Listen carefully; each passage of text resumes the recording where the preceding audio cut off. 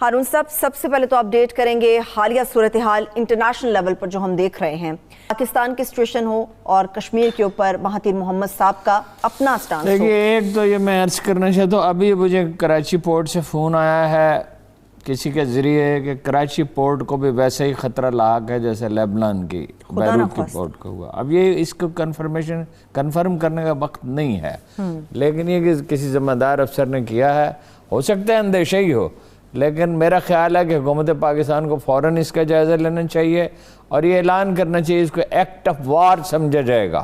اور یہ پاکستان لیبنان نہیں ہے کہ کوئی ایسا کرے گا اور ہم پتہ نہیں چلا سکیں گے، تو اس لیے یہ بہت ایک اہم خبر ہے، ابھی تھوڑی دیر پہلے آئی۔ اور دوسری بات میں یہ عرض کرنا چاہتا ہوں، اب کوئی صلاح الدین نہیں ہے، اب یہ غنیمت ہے کہ مہاتیر محمد موجود ہیں اور رضوان موجود ہیں۔ ہمارا حال تو یہ ہے 73 سال سے کہ بھیک کا ہاتھ پھیلائے ہوئے بیٹھے ہیں۔ مہاتیر کے پاس جب گیا عمران خان تو اس نے اس سے کہا، وہ شہر سے دور ایک بڑے خوبصورت گھر میں رہتا ہے، ٹھیک، اس نے اس سے کہا، عمران خان ہم نے اسمبلنگ سے شروع کیا تھا، اسمبلنگ سے ہمارے پاس تو کچھ تھا ہی نہیں، پرزے جوڑنے سے، الیکٹرانکس، انڈسٹریلائزیشن کے بغیر کوئی ترقی نہیں ہوتی آج کی دنیا میں۔ معاشی ترقی کا مطلب وقت کی ضرورت ہے، اس پہ کوئی توجہ نہیں دی۔ عمران خان نے ان سے کہا مگر اچھی عدالتیں ہونی چاہیے۔ اس نے کہا عدالتیں تو ہونی ہی چاہیے اچھی، مگر وہ ایک فادرلی فگر ہے۔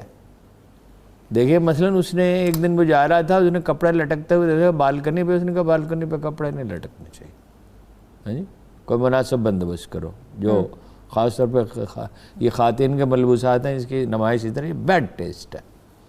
یا اس نے کہا کہ یہ میرے سننے میں آیا کہ لان جو ہے اس میں کیڑے ہوتے ہیں تو یہ تو بڑھ جاتے ہیں، یہ تو خرابی صحت کا باعث بنیں گے، تو حکم نافذ کیا، ایگزیکٹو آرڈر کے ساتھ اس کو روک دیا۔ تو دیکھیے ترکی جو اس کو یورپ کا مرد بیمار کہا جاتا تھا، اب دیکھیے اس کے وسائل اتنے نہیں ہیں جتنے بعض دوسرے مسلمان ملکوں کے ہیں، جو ناداں گر گئے سجدے میں جب وقت قیام آیا۔ تو وہ اسرائیل سے ان کے سفارتی تعلقات ہیں، اس کے باوجود وہ ان کی پالیسیاں آزاد ہیں۔ دیکھیں معاشی طور پر وہ طاقتور ہوئے بہت برے حالات سے گزرنے کے بعد۔ ملائیشیا کے پاس کیا تھا ربڑ اور پام آئل کے سوا؟ پام آئل کے اوپر تو ان کے پابندی ہو گئی، بزنس تو مسلمانوں کے پاس وہاں تھا ہی نہیں، ٹھیک ہے نا؟ تو کس چیز سے انہوں نے ترقی کی؟ یہ عالی جناب کی خدمت میں نے عرض کیا تھا مہاتیر سے ملو، اس نے کہا میری ملاقات ہوئی ایک انٹرنیشنل کانفرنس میں، لیڈرشپ کانفرنس میں، تو بڑی شفقت سے پیش آئے، پاکستان سے انہیں ہمدردی ہے۔ دیکھیں نا انہوں نے کس وقت یہ بیان دیا، انہوں نے کیا لفظ استعمال کیا مہاتیر محمد نے؟ بدماشی بند کرو انڈیا سے کہا، علاقائی بدماشی، علاقائی بدماشی ہے نا، جائے علاقائی بدماشی کو تو دیکھا نا، آخر وہ اتنا بڑا مدبر ہے پورے خطے کے اوپر تو انہوں نے کیا، تو وہ اپنا جو ہے زبان تو جو استعمال کرے گا ہر لفظ سوچ سمجھ کے کرے گا نا۔ ویسے میں ان سے ملا ہوں، میں انہیں جانتا ہوں کہ وہ بالکل الفاظ کے معاملے میں بہت وہ اتنے شارپ ہیں، لوگ انہیں سمجھتے ہیں 94 سال کے ہو گئے، جب وہ یہاں آئے تھے تو اس وقت بھی کوئی 80-82 سال کے تو تھے، 15 سال پہلے انہوں نے بولا تھا۔ ایک جوان آدمی کی وہ ایک تو انہوں نے یہ کہا اپنی تقریر میں کہ پاکستان کے ایٹمی پروگرام پہ کس لیے اعتراض، کسی نے ان سے فرمائش نہیں کی تھی، وہ ایک اپوزیشن لیڈر کی دعوت پہ آئے تھے، مگر بلایا سب لوگوں کو، عمران خان نے قافلے کے لوگوں کو بھی بلایا، پیپلز پارٹی کے لوگوں کو بلایا، یہ جو اچھا کیا، چودھری شجاعت کو خود فون کیا، مشاہد صاحب کو بھی خود فون کیا، اور یہی اچھا طریقہ ہوتا ہے۔ وہ پتہ نہیں عمران خان کہاں چلا گیا۔ تو کسی نے اس نے کہا کون اعتراض کرتا ہے پاکستان کے ایٹمی پروگرام پہ؟ پاکستان کی ضرورت ہے، ساری دنیا بنائے ایٹم بم، یہ ملک بنائے جن کو خطرہ، پاکستان کیوں نہ بنائے؟ وہاں ایک بڑا افسوسناک واقعہ پیش ہے، یہ این جی اوز کے جو گمراہ کردہ لوگ ہیں نا، بھی پہلے لبنان پہ آتا ہوں تو میں عرض کرتا ہوں، وہاں ایک بچی نے کھڑے ہو کہا قرآن مجید میں اگر استغفر اللہ نقل کفر نہ باشد کہ اگر قرآن مجید میں کچھ خامیاں تو ہمیں دور کر لینی چاہیے۔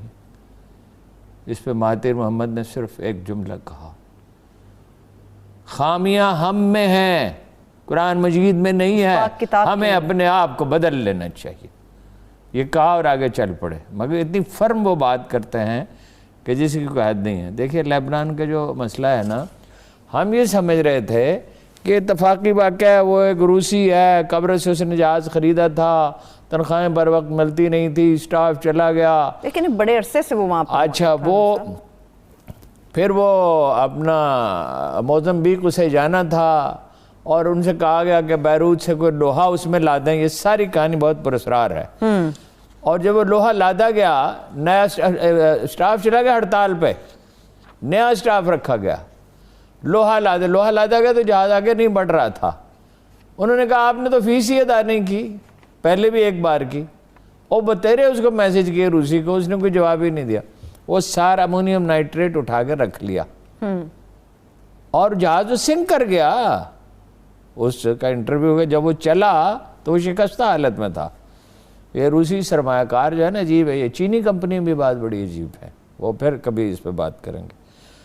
اچھا، کیونکہ یہ چنگل سے نکلے ہیں کمیونزم کے، اور اس میں بعض لوگ یہ چین میں بہت سخت سزائیں دے کے حالات کو ٹھیک رکھا، اور پارٹی انٹیکٹ ہے. روس میں بھی بہت سختی کی گئی ہے اس کی وجہ سے، ورنہ تو مطلب یہ ہے کہ روس میں صورتحال بہت خراب تھی. کبھی آپ کو بتاؤں گا، اس پہ بات کریں گے. پھر دیکھیے اس کے پیچھے اسرائیل ہو سکتا ہے اور امریکہ ہو سکتا ہے. اور یہ لبنان کے اندر جو صورتحال بنی، جی یہ جو بھائی ان کا تو بچا ہی کچھ نہیں. ان کے پاس بندرگاہ ہی ہے نا، ان کے پاس 2 سورسز آف انکم ہے. بندرگاہ $15 بلین کی آمدن تھی. چھوٹا سا ملک ہے. دیکھیں نا، ہماری تو اپنی ٹریڈ جو ہے وہ $25 بلین سے ایکسپورٹ کبھی نہیں بڑھی.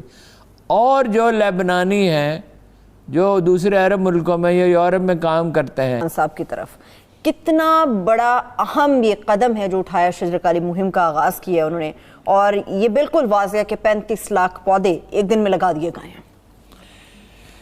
دیکھیے یہ تو چھپ سکتا ہی نہیں ہے کتنے پودے لگائے گئے. پورا ریکارڈ یہ تو ریکارڈ کیا، وہ تو سیٹلائٹ سے تصویر بن جاتی ہے. عثمان ڈار صاحب کہہ رہے ہیں پورا ریکارڈ نہیں، وہ تو سیٹلائٹ سے دیکھا جا سکتا ہے. آپ کو پتا ہے، میں تو ہمیشہ یہ کہتا ہوں کہ وہاں لگے ہیں درخت پختونخوا میں، اس میں تو کوئی شبہ نہیں. اس لیے کہ انٹرنیشنل ادارے ہیں، سیٹلائٹ سے تصویر بن سکتی ہے. میرا خیال ہے کہ عمران خان کو اگر یاد رکھا جائے گا تو شجرکاری کی وجہ سے یاد رکھا جائے گا. اس کو وہ سیریسلی لیتا ہے، اس کو بڑی اہمیت دیتا ہے. ویسے ہی 35 لاکھ پودے ایک دن میں لگانا کافی نہیں ہے.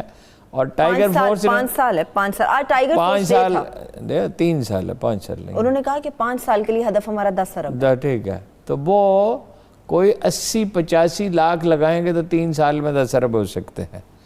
اور اگر مطلب کو 50 لاکھ 60 لاکھ لگائیں، میں کوئی حساب تو نہیں کیا، مطلب رف اندازہ بتا رہا ہوں. تو ٹائیگر فورس کا یہی کام ہے. اور وہ کیا ہو، وہ جو کام انہیں دے رہے تھے نا کورونا سے نمٹنے کا، اس کے لیے تربیت یافتہ لوگوں کی ضرورت ہوتی ہے. انہوں نے تو اس کو بھی ان کے پاس کا نہیں تھا. اس کے اوپر بھی انہوں نے تعریف کی ہے. بڑا اچھا امپورٹنٹ انہوں نے کردار ادا کیا. انتظامیہ نے سرکاری کام کرنا سرکاری لوگوں کا کام ہوتا ہے، غیر سرکاری لوگوں کا کام نہیں ہوتا. جہاں کہیں یہ تجربات ہوئے ہیں، یہ کچھ زیادہ کامیاب نہیں رہے. البتہ رضاکارانہ طور پہ کو لوگ وقت دینا چاہتے ہیں قومی خدمت کے کسی بھی کام کا. بہرحال درخت تو دیکھیے نا 3% ہے ہمارے پاس اس وقت.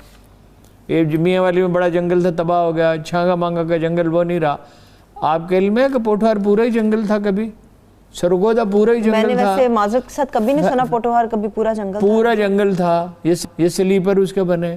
یہ چھانگا مانگا کے جنگل تو لگایا اس لیے کہ تھا ریلوے کے سلیپر بنے. اسلام آباد کی ہائٹس پہ ہمیشہ جنگل رہے، جسے اب اسلام آباد تو خیر اب سوسائٹیاں بن رہی ہیں، بہت تھوڑا عرصہ ہوا اس کو بنے ہوئے، 50 60 65 سال ہوئے، لیکن یہ پہلے بھی جنگل تھا.